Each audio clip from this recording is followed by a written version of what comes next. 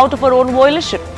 She highlighted that her husband, Mr. Siddaramaiah, had adhered to a strict code of ethics throughout his 40-year political career, remaining entirely free from any kind of blemish. Karnataka Chief Minister then slammed his political rivals for dragging in his family. She is a victim of the politics of hatred against me and is suffering from psychological torture, he said. He even apologized to his wife, who has so far shied away from public glare and has never intervened in political matters. Now, these developments follow a series of setbacks for the Karnataka Chief Minister. On the 25th of September, a special court issued an order directing a Lokayukta police investigation into the allotment of these 14 alternate sites. A day before that, the Karnataka High Court had upheld Governor Thawarchand Gehlot's sanction for an investigation into these alleged illegalities in the MUDA site allotment. Today, the Lokayukta police conducted a spot inspection of the original land in Mysuru as well. The politics continued to peak because the BJP-JDS combined are baying for the Chief Minister's blood. They alleged that BM Parvathi, his wife's offer, was a meek surrender. It was merely a tactic for damage control. They claimed it was an open and shut case, a clear case of misuse and that of nepotism.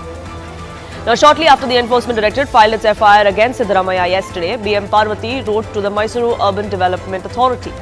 In a statement, she declared that no material possession could outweigh Siddaramaiah's honor. She highlighted that she had never pursued any personal gain during her husband's long political career, and she asked MUDA to take steps on her request as soon as possible. Here's what she wrote and here's what her request was. She went on to highlight that since MUDA had used 3.16 acres of her land, she was granted compensatory land, and that was public knowledge. There was 14 acres in Vijayanagar that was given to her as this alternate site, not that she asked for, the one that was allotted to her, which you're completely aware of, is what she wrote in her letter. Then she said that I wish to return these 14 acres of land and cancel the sale deeds as well.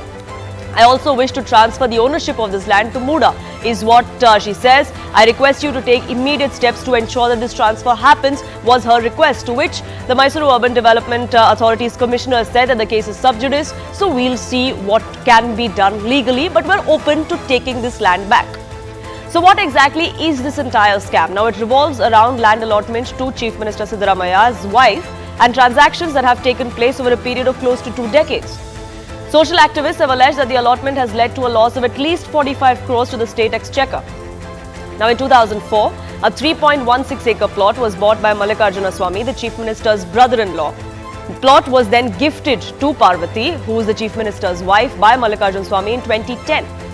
MUDA illegally developed that land is the allegation between 2011 to 13, following which BM Parvathi in 2014 sought compensation for herself for the land that MUDA had taken over. In 2017, MUDA agreed to compensate her, and in 2022, she was given 14 plots in an upmarket area in Mysuru.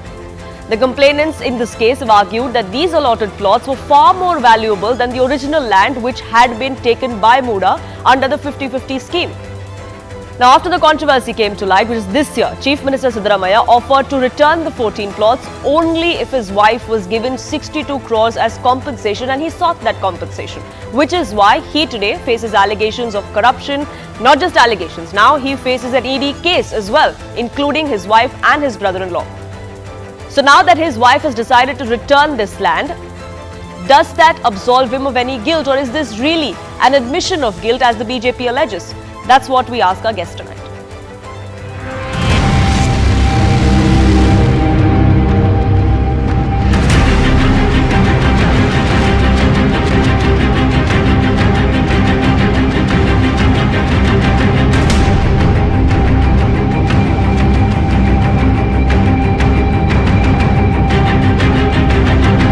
ಅದರಿಂದ ಮನಿ laundering ಹೆಂಗಾಗ್ತದೆ ಮತ್ತೆ what is my role? There is no role of me.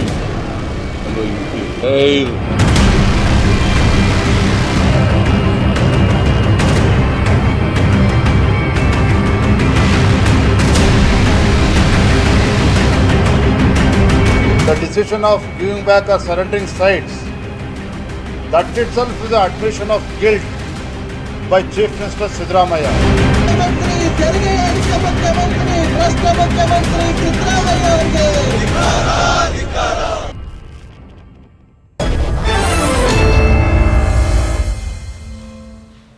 Let me open this up. GS Prashant, spokesperson of Karnataka BJP, Bhavya Narasimhamurthy, spokesperson of the Karnataka Congress, Ashwini Dubey, advocate of the Supreme Court, and Syed Asad Abbas, political analyst, join us on this broadcast. Let me begin by asking Ashwini Dubey, legally speaking, given that the case is sub judice, that there is an investigation that is currently underway, a court-appointed investigation of the Lokayukta, this give and take, this transaction of I don't want this land, I wish to give it up, the Mysuru Urban Development Authority agreeing to take it back if everything is fine. Does this give and take work, legally speaking? Can this take place when the case is sub judice? No, of course not. It's a clear-cut case where the abuse of and misuse of an high office has been done. It's a clear-cut case when after the registration of the FIR, this statement has come that they want to return it. It's a case where somebody is sitting in the office who may influence the evidence is not resigning, and that too when the sanction has been granted, and that too High Court has upheld the governor's decision, and the ongoing investigation is going on. So see, it's a classical case yet another, where a sitting chief minister is not resigning and not cooperating, and also not giving the evidences which are required, which has not been possible for an ordinary citizen who was not in the office to influence the allotment. And the return of 14 plots in question will not be helpful in a criminal law to close the proceedings. It will be an evidence, in fact, rather, to establish by the agency that alleged offence has taken place.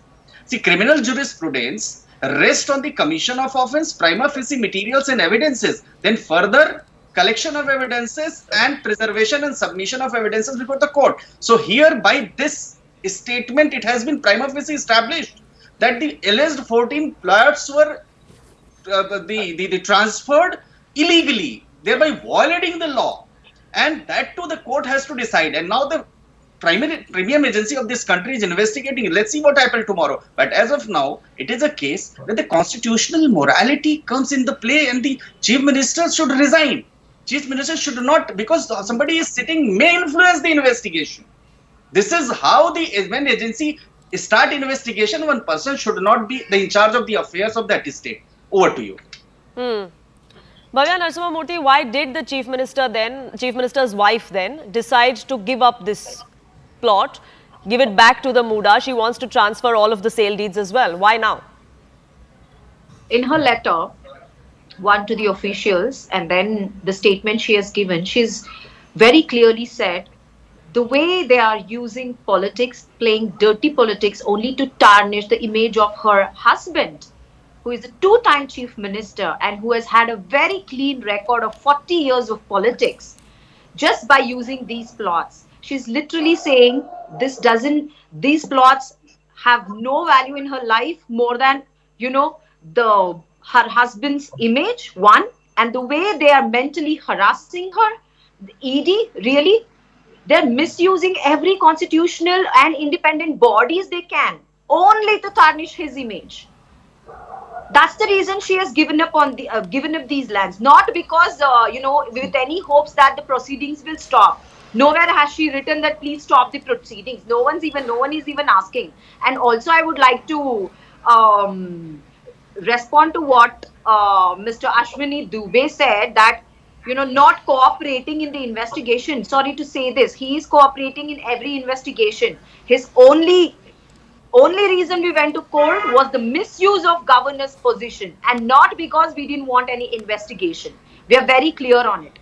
The one, she wanted to give it up in the beginning itself, but some of the people who said, why should we give up when, we have law by our side and we should fight for it. So then why give up now? They're actually misusing the power.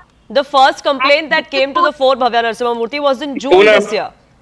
There have been at least 4 months that have gone by. Now she really wants to give it up because of the mental harassment. She's a woman, though her husband is a two-time chief minister, she hasn't made one public appearance so far. Not used any of this, privileges, and you could even see some news articles where she's actually standing in a queue in one of her favorite temples with the people, and somebody had to find it out. She's not someone who even comes out in public. She didn't even attend the swearing-in ceremony of her husband. She always wanted to stay private. And today, you people are bringing the woman of the house just to play your politics, dirty politics. And that's one Poonam, I reason. think you have to move on. I with don't this. know who This you is mean not by about you people, but his the family's, investigation has been. traditions and culture. Okay, sure, but the investigation, has not been ordered by the BJP. It's been ordered by a court, and the Lokayukta is looking into that. But The GS president Prashad, of BJP who is saying this, he should actually talk about his own father, who was an ex-chief minister, who is out on bail on a POXO case.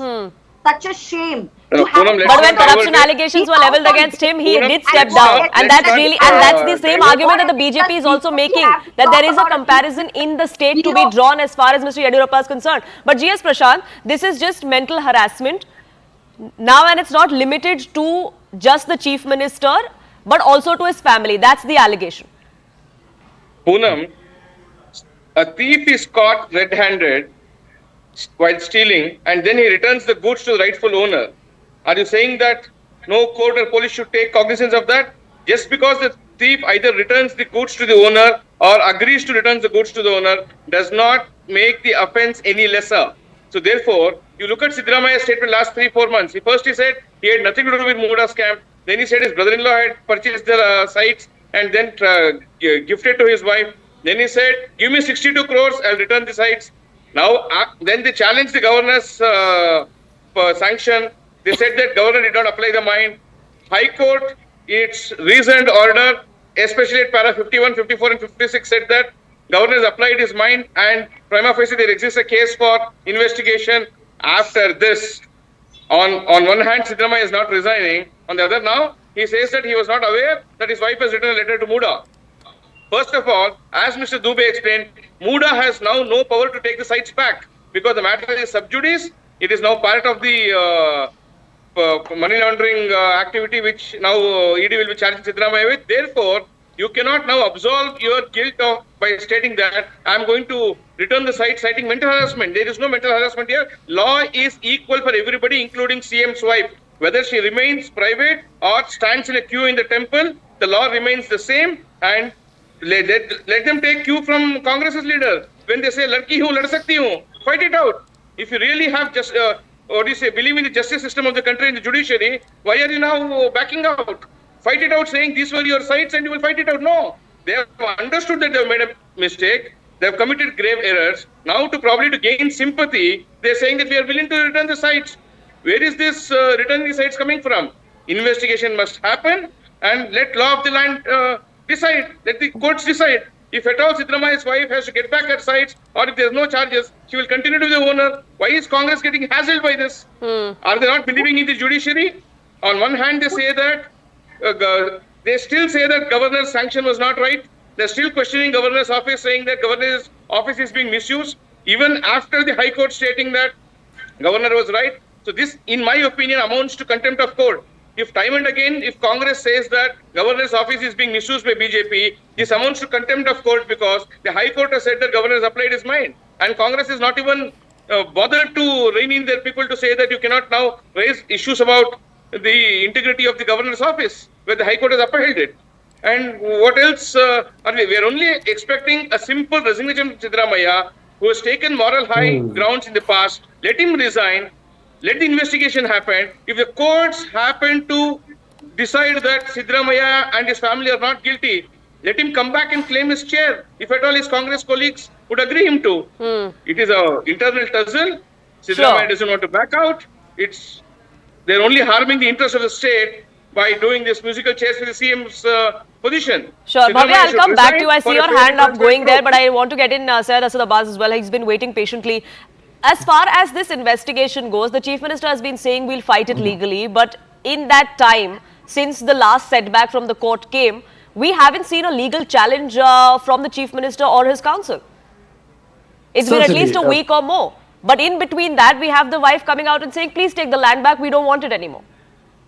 Poonamji, certainly you've made a very strong point. I think there should be a legal recourse to this. There are no two ways about it. I come from the beautiful land of Karnataka and I would certainly want justice. But quickly answering my two friends who are on the side of the BJP. The first one is Ashwini Dubey Saab, a very respected lawyer, has stated that Siddaramaiah ji is not cooperating. That is absolutely false, sir. Had you been from a non-BJP state and had you been a chief minister like Siddaramaiah, Hemant Soren, and Arvind Kejriwal, you would also lose faith. Didn't you read the Supreme Court's observation, which called the CBI being used like a caged parrot? So how It would was in you, sir, 2013. use them? No, Syed. no, allow me to. This is not fair. Syed, it was in Can you- 2013. Okay. Okay, ma'am, let's can I not. Okay, use let's that not for- heckle each other, CBI please. case Let him. Mr. Prashant, let him finish, please. I'll give you your time to rebut him. Let him finish, please. Thank you. Thank you, Poonamji. Appreciate. Second point, we need to understand that CBI ED has lost its graph. They've lost their brand. They've lost their notion. Second point, my dear friend compares Yediyurappa's should resign, so Siddaramaiah should resign. When did Yediyurappa resign? January was when the file was against him, the FIR. It took him 9 months to resign. Even after what?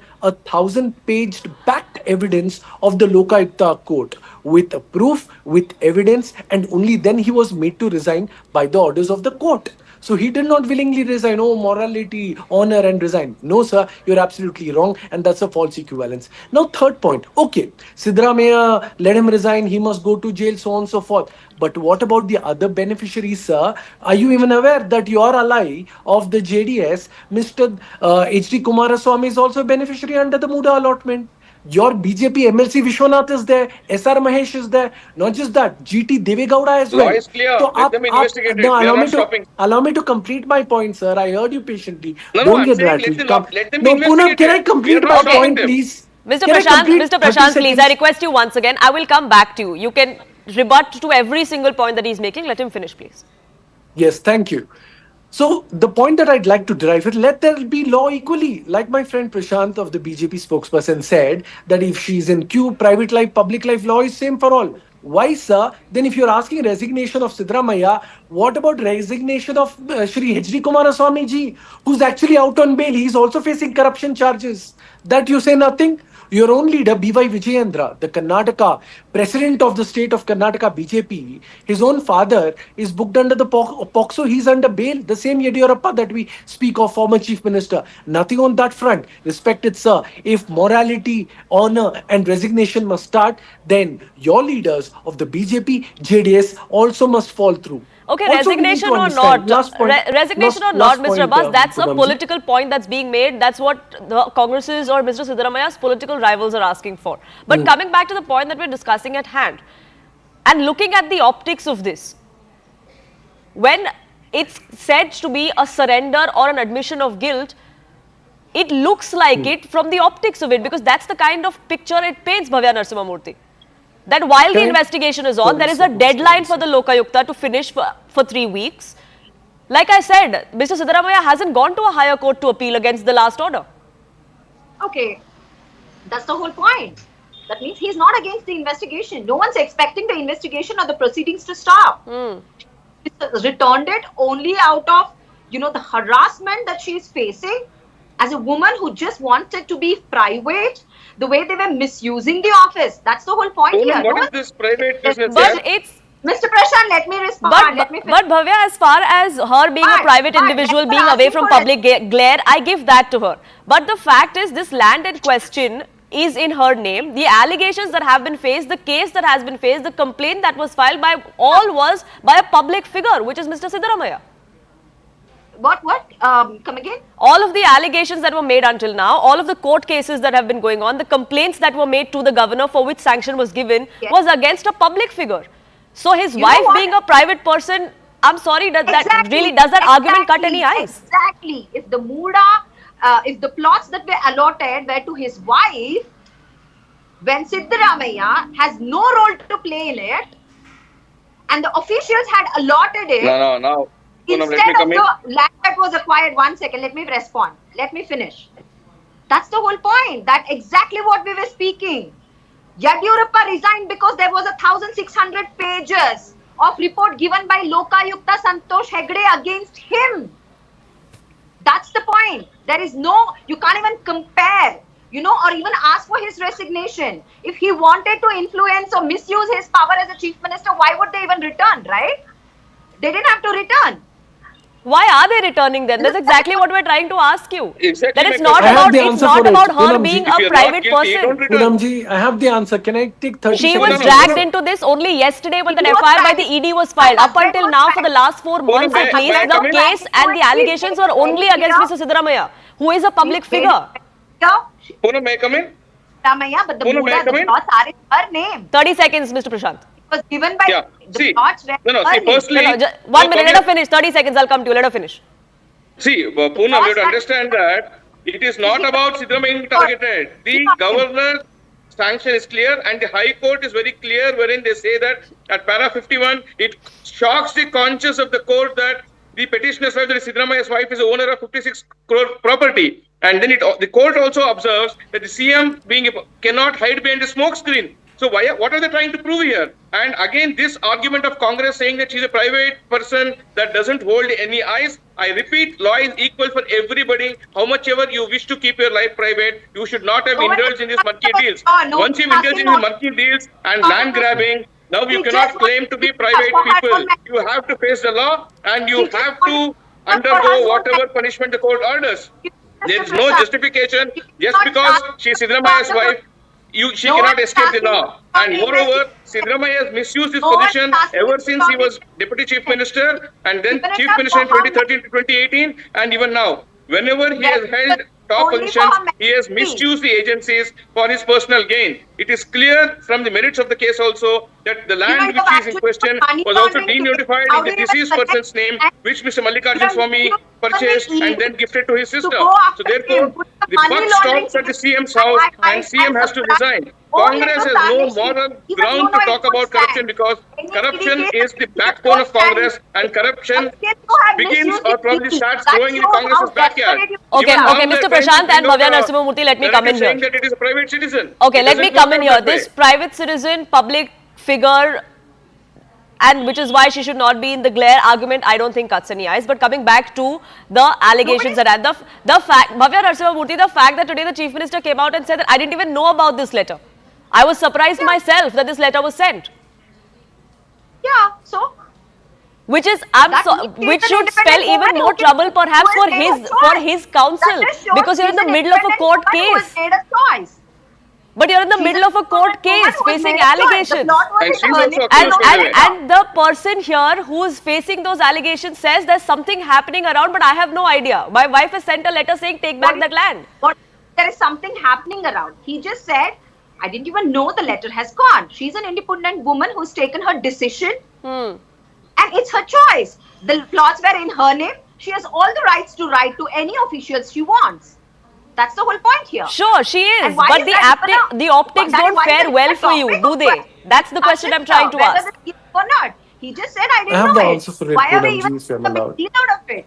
Sure. She's a woman. She has her rights, her No, choice. again, Absolutely, she has her rights, but Syed Asad Abbas, I want to talk about the optics of this, especially since the Chief Minister came out and said, I had no idea, I was surprised myself that this letter went out, but there is psychological torture that she's undergoing and I apologize to her for that. That's exactly why she has written Fair a enough, letter. sure. Right. But since we're in the middle of a court case, as far as what picture this paints, do you think the optics fare well for Mr. Siddaramaiah and the Congress in this case? You know, Poonamji, you've certainly asked a question. I think the question is to me, ma'am. Thank you. I think you've fairly asked the question. As a matter of fact, being from the land of Karnataka and being here all my life, this question has been coming to my front too. But since I watch politics so closely, I can tell you, as a matter of fact, many of them who watch the Karnataka Assembly will know this front. There was a time when H.D. Kumaraswamy made an allegations against Siddaramaiah that he's wearing a watch worth 70 lakh, a very prestigious watch. Hearing this, when there was this controversy, Siddaramaiah ji immediately took the watch and surrendered to the Speaker of the Assembly. Whereas questions were raised then. If he's not, okay, Prashant, this is Mr. Prashant, let him finish, please. Okay, let's not heckle anyone. explain. I don't have much time left on this. 30 seconds, Mr. Abbas. I need to give the last 30 seconds to Mr. Dubey as well. Thank Please you, go ahead. Poonamji. I think heckling is a sign of a weak spokesperson. Please don't heckle. Speak on your turn. Now, coming to this point, No, Syed, when he it's surrendered not- the you need war, not teach me Okay, how to talk, let's not take but personal returning pot the shots and stolen heckle votes does anyone, not please. make him a virtuous This is a man. humble request to Oh, all my God. panelists. Okay, Mr. thank Abbas, you. 30 seconds, please. So, yes, thank you, ma'am. The fact of the matter, when Siddaramaiah ji did this, he said that this watch does not matter to me. My honor, my dignity is all matters to me. 40 years into politics, not one scam, not a single rupee on him. Therefore, wife is following the suit that this inches of land or acres of land does not matter. Honor, integrity is all matter because we come from the land of Baswana and Kuempu. To them, social equality and justice is all that matters. Wife and Okay, so husband it's both are just the following suit. family walking in the same footsteps of following a code of ethics. That's what the Congress believes as well. Ashwini Dubey, last 30 seconds. Like I said, the matter is sub judice. When next the court hears this case, when next it comes up in any higher court, if there's an appeal from the Chief Minister or any other status check report when that Lokayukta finishes its investigation, would the court look at these developments in a certain light? No, Or no, is of this course. something that wouldn't matter? See, development is the plots may be seized by the order of the court that look, the crime property, the property in question has been returned back. But what would happen to the charges for criminal conspiracy, the public servant misconduct, dishonest misappropriation, cheating, forgery? Now, second thing, talking about a legal procedure, established procedure under the law makes you ideologically connected with the BJP. What Syed is talking about? He immediately said, my two friends for the BJP. Third, it's not a case where BJP or any political party has registered a case. It's a case where the special court in Bangalore directed the Lokayukta police investigating agency to register the FIR, and that came after the High Court upheld the sanction authorized by the governor to conduct a probe against the Chief Minister. And this is not the first time. You remember J. Lalita, A.R. Antule, Lalu Prasad Yadav, all of them resigned following the sanction to prosecute them. So this is not the question. Now, third thing, very important aspect I'm discussing. When the entire agency function under your guidance, when you're a chief minister, you are the chief of that state where the state executive, machinery, the police agency, the prosecuting agency, everything works under you. How can you call them a fair, impartial, unbiased investigation? This is my question. Over to you. So the Okay, optics the of it really, quick- unfortunately, I'm quick completely out of reply. time. Unfortunately, I'm Quick completely reply. out of time. I have to leave it at that. What happens next in this case, of course, we'll keep a track. But for the moment, I thank you all for joining us here on this broadcast. A quick break on this edition of Plain Speak. But on the other side, we'll get you the Army Chief's warning over China. Can the line of actual control go back to its pre-2020 status? We try and decode that.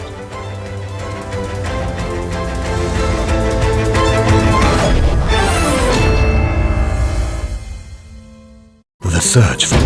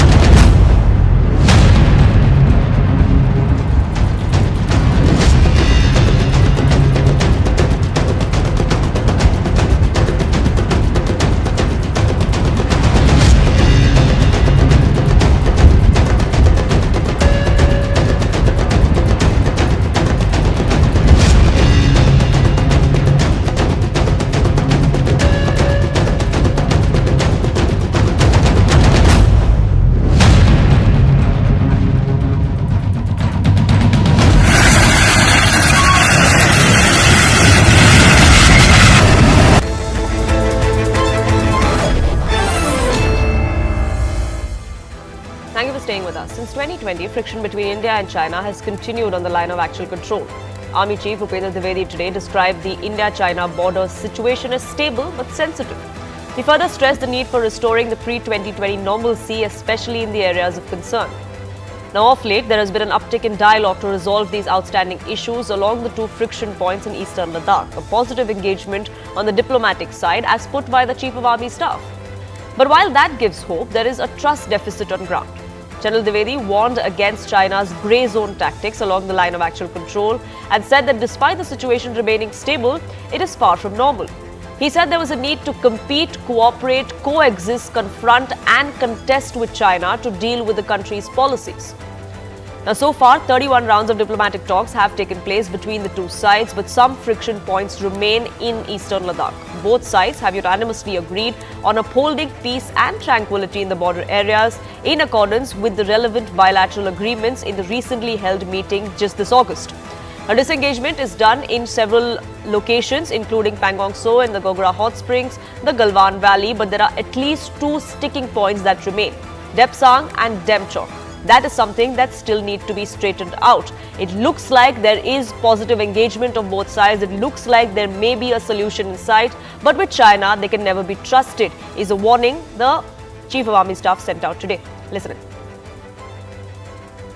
The positive signaling is coming from the diplomatic side. But what we have to understand, the diplomatic side gives you the options and possibilities. But when it comes to the execution on ground, when it relates to the ground per se, it is dependent on the military commanders on both the sides to take those decisions. So what's the situation today? It's stable, but it's not normal and it's sensitive. So if that be the case, what are we wanting? We are wanting that the situation, what was there pre-April 2020, that should be restored back. Whether in terms of the ground occupation situation or the buffer zones which have been created or patrolling which have been kind of planned as of now. So till the time that situation is not restored, as far as we are concerned, situation will remain sensitive and we are fully operationally prepared to face any kind of a contingency which will come through. The question we want to ask is simply this: can the line of actual control go back to the pre-2020 status? Let me open this up. Prabhu Dayal, former diplomat, joining us on this broadcast. Lieutenant General Sanjay Kulkarni, former DG Infantry, joins us as well. Lieutenant General Kulkarni, as far as what the Army Chief today said, that we are prepared for any eventuality because there is trust deficit on ground. There may be positive engagements, there may be positive outcomes of these diplomatic engagements or talks that have been happening, most recently of the foreign ministers as well. But on ground, how the PLA acts is very different. And he spoke about these grey zone war tactics as well. How do you read that? How do you see this panning out in the future? Thank you. I think what the chief is saying is absolutely right, because I am from the era which is pre-2020 and I have been interacting with them as till about 2015-16. So I know what it really means. We were at a good cordial relationship till then. And obviously the chief, when he says that things are not, they're not normal, is absolutely right. Because if there is trust deficit, and even when I just about visited even Arunachal and I was at Bumla, you can see it, everything looks quite normal. But that bonhomie and that friendship and that kind of thing that existed pre-2020 is definitely not there. And that is not good. And it is in the interest of China. It surprises me because I had dealt with them for so many years that why and how and what made them do what they did at Galwan is something which is definitely out of the normal, not expected at all. And there were no such situations created either on our side. And the fact that Chinese did what they did, obviously the trust deficit now increases all the more. And I think he's absolutely right. I would go along with the chief until and unless those two friction points, Depsang and Demchok, are restored properly and we go down to pre-2020. I don't think anything would be normal. It's good. A lot of efforts on the diplomatic front, a lot of efforts on the core commanders meeting. But until unless they translate on ground, well, the taste of pudding lies in eating. And as long as I go along with the chief, things are normal. But definitely we've got to be careful. The things are sensitive. We ought to be very, very vigilant. And that is why everything is what it is on ground. Yeah. Absolutely, and how we move forward from here on, that's also important. I'll come back to you on that. But Prabhu Dayal, recently we saw the kind of comments that came to the fore from the External Affairs Minister, or even when NSA Doval met with the Chinese Foreign Minister just this month, just September in fact. And there was a sense that came to the fore that there is perhaps a softening of stand on both sides. Even China, the note that came out from the Chinese side after those talks, they spoke of an urgency of redoubling efforts to ensure that normalcy returns. Is this just talk, or will we see Beijing actually walk that talk? Well, there has been talk of a possible breakthrough in the confrontation in eastern Ladakh. And this has been fueled by the flurry of bilateral political meetings and diplomatic meetings to which you referred to. And these have taken place in the last few months. As you said, these have included the 30th and 31st meetings of the working mechanism on consultation and coordination, which relates to settlement of the boundary affairs. And also, as you mentioned, there was this meeting between the National Security Advisor, Mr. Ajit Doval, and the Chinese Foreign Minister, Wang Yi, which took place on the sidelines of the BRICS meet at St. Petersburg as recently as September 12. But as General Dwivedi's remarks have made it clear, there is a huge trust deficit with China. And this is continuing along the line of actual control. And therefore, India will have to go full steam ahead with preparations to maintain the forward deployment of troops for the 5th consecutive winter in the forbidding terrain of eastern Ladakh and Arunachal Pradesh. I think General Dwivedi made it very clear that India wants China to return to the pre-April 2020 position. India wants that the pre-April 2020 situation must be restored, and that until this restoration happens, the situation will continue to be very sensitive. China does not seem to give any indication that it is pulling back. In fact, the report which I have read are that the forward movement of the Chinese continue, and their efforts to strengthen their forward military positions as well as build permanent defenses and infrastructure all along the line of actual control continue unabated. So in light of these circumstances, I think General Dwivedi has been very correct in pointing out that the trust between the Indian and Chinese forces along the line of actual control has become the biggest casualty of the ongoing tensions. In fact, I may also mention that the External Affairs Minister, Mr. Jaishankar, characterized India's relationship with China as very significantly disturbed. And he also said that normalcy cannot be achieved until the border situation is addressed. And speaking of Mr. S. Jaishankar, Prabhu Dayal, as far as the tone that has been taken by the External Affairs Minister or by India in the last 4 years, do you see a change in that? Initially, right after this unilateral change of status quo from the Chinese side, the kind of commentary that came from the Indian side was much stronger. Now we see perhaps it being toned down a little. Is that because we are seeing a solution in sight, or is it because you feel that that is the only way to achieve something, to achieve a solution, only if we soften our stand? No, I don't think there has been any softening of the position of India. In fact, the External Affairs Minister has been very consistent in saying that as long as the situation at the border is not normalized, the relationship between India and China will not be normalized. That is to say, it all depends on the situation at the border. And I think this consistent position has been maintained by the government of India, including, of course, by the Prime Minister and the External Affairs Minister at all times. Absolutely. Now, patrolling is one of the key issues as far as this disengagement is concerned, as far as reaching a stage where we were pre-2020 is concerned. Lieutenant General Sanjay Kulkarni, many believe that there is a way where India could go back to patrolling the areas that we used to pre-2020 that were disturbed after these skirmishes broke out, after this aggression came from the Chinese side. Do you feel that's something that could be achieved in the near future? I think it is possible because the Chinese tend to gain by normalizing relations with India. India, it is absolutely normal. If we were to go in Pangangso up to finger 8, and if they were to come up to 4, and that thing was carrying on, and we all understood, and the patrol points, the 15, 16, 13, 11, all of these patrol points, we were visiting, they were visiting, it's perfectly fine. I think there's nothing wrong.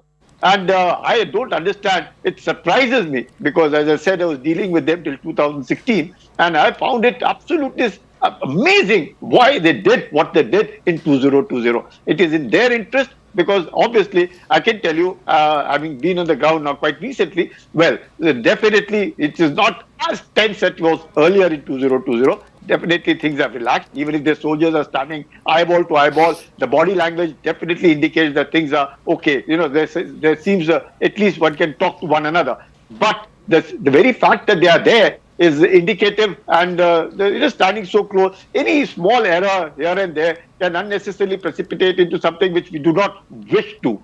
And therefore, I think I would recommend to the Chinese because that it is so much better, it is in their interest, and they have to lose nothing. We gain nothing, they gain nothing. In fact, the relationship is something which is very important between the two countries, and for that reason, they must revert to 2020. It's nothing asking for more. It's just going back to what it was always. Because even if the villages have come up of theirs, which we don't see very closely, and the dual purpose villages, you can see all of it, the satellite photographs do indicate the kind of, dual purpose villages. They can mobilize troops, even the infrastructure which has come all along, even the kind of movement that has taken place, the kind of aircrafts, the airstrips, the helipads, all of it, the air defense equipment, you can see all of it, the artillery, the armor, the mechanized infantry, all of that can be seen. Nothing there. It's so much better for China unless China wants to try and unnecessarily, impose itself and show that they are the center of the universe and that what we are the ones who matter. Well, they have now understood that India is able to hold their ground and would give it back should they be doing anything wrong. And so much better now if the trade has to develop, if trade has gone beyond $130 billion, so much better that on ground that at least they pull back, not pull back, they go back to it and normal patrolling is restored. All of them are normal. I think it's a win-win because situation. The kind of military build-up that we're seeing, a recent report of a helipad coming up along the line of actual control of the Chinese side, all of this also, I think, adds to that trust deficit that the Chief of Army Staff was speaking of. But Ambassador Dayal, I also want to ask you, we're going to be seeing Prime Minister Modi meet with President Xi Jinping later this month in Kazan during the BRICS summit on the sidelines of that. Do you think this is something that could come up at the highest levels, or is it best to be left to those who are already negotiating it? Well, the issue could certainly come up between the meeting of our Prime Minister with Xi Jinping. But regardless of the fact that the Chinese side may say that they are willing to resolve this border issue and that think they want things to come to a normal situation, as they have been saying, during their press releases, and in fact, during the sort of agreed minutes of the boundary control working mechanism. But the fact is that what happens on the ground is important. As General Kulkarni was saying, he has been involved with monitoring the situation during the days that he served in the army. And the army knows what the situation on the ground is. So regardless of what Xi Jinping may say, what will be actually of consequence is how our military commanders see the ground situation. And I'm afraid that the Chinese have been very tricky. They have been pretending to talk and willing to normalize the situation. But in actual fact, they have been strengthening and fortifying their defenses along the line of actual control with a very aggressive intention. It's not just that they want to hold us back, but those positions are being designed in such a way that they will further Chinese encroachments. So Exactly. their intention is very clear. Absolutely, and that's something that those on ground are going to be extremely wary of, as pointed out by the army chief as well. So diplomatically, we may be seeing positive engagements, but on ground, as far as at the military level is concerned, we are prepared for any eventualities. Also, the message that was sent out today, and that's going to be the message that China and Pakistan both hear from time to time from India. I thank you both gentlemen for joining us here on this broadcast and sharing your perspective on this big story as we try to decode what happens next as far as India and China standoff is concerned. But it's time for a quick break on this edition of Plain Speak. On the other side, we'll get you details of the war that's taking place in West Asia. Israel is expanding the offensive into Lebanon. We'll get you the latest from ground zero.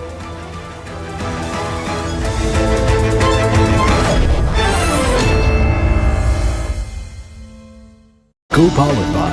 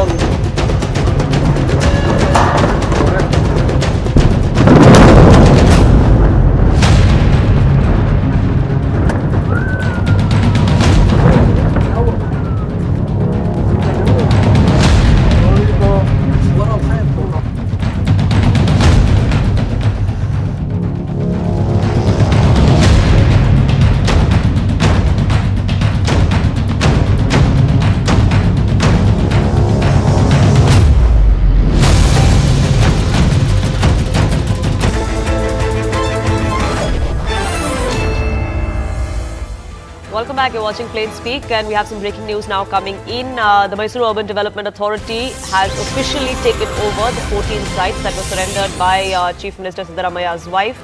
MUDA Commissioner says it has cancelled the sale deed of all of those 14 sites. Harish, my colleague, now joining us, getting us more details. Harish, we're given to understand that MUDA has now agreed to take this land back as was offered by the Chief Minister's wife, but the case is sub judice. How is this give and take happening?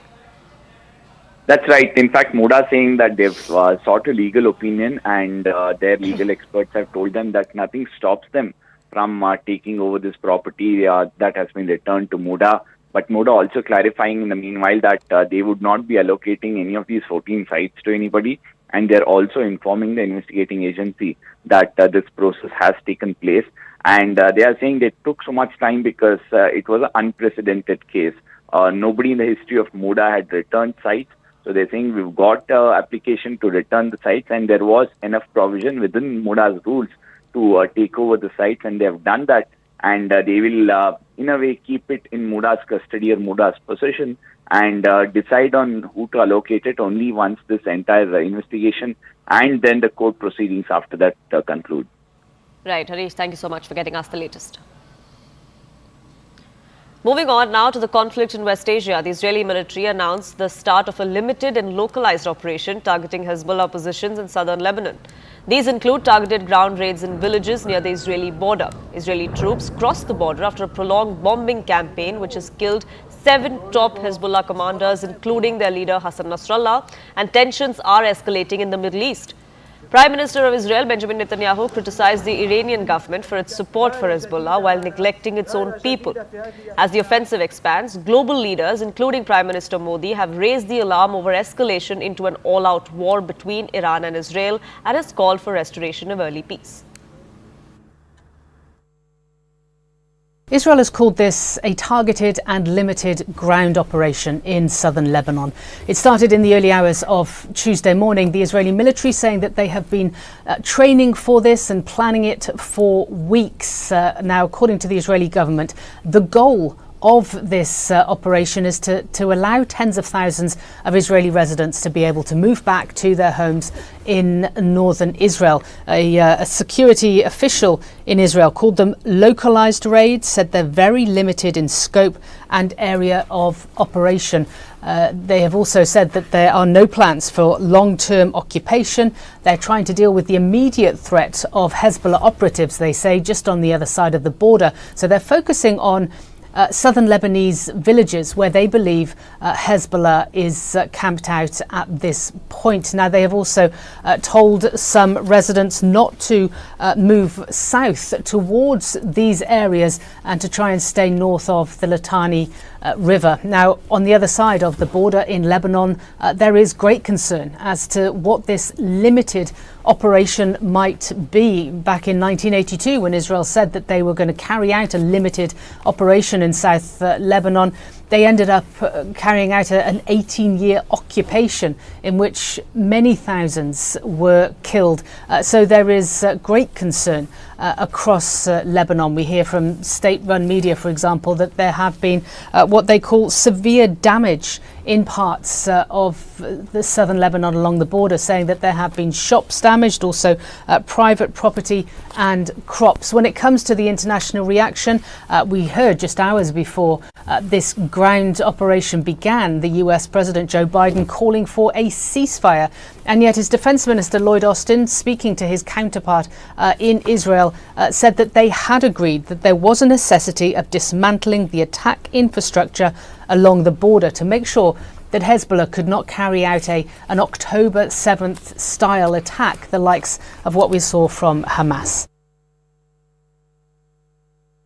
On October 8th, the Hezbollah terrorist organization in Lebanon launched an unprovoked attack on Israel. Hezbollah chose to join the war that Hamas started on October 7th with their brutal massacre in southern Israel. Since then, Hezbollah has fired over 9,500 rockets at Israeli homes, families, and communities, forcing 60,000 Israelis to evacuate their homes. Hezbollah has openly declared that it plans to carry out its own October 7th massacre on Israel's northern border, but on an even larger scale. They call this plan Conquer the Galilee.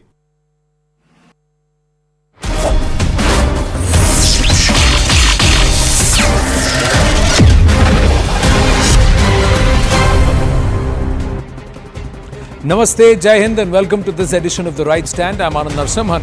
Prime Minister Narendra Modi held wide-ranging talks with the Jamaican Prime Minister Andrew Holness and said that Bharat is a trusted partner in the Caribbean nation's development journey. PM Modi also made a reference to Olympic gold medalist and world record holder Usain Bolt, who hails from Jamaica, remarking that ties between the two nations will now grow faster than the ace sprinter.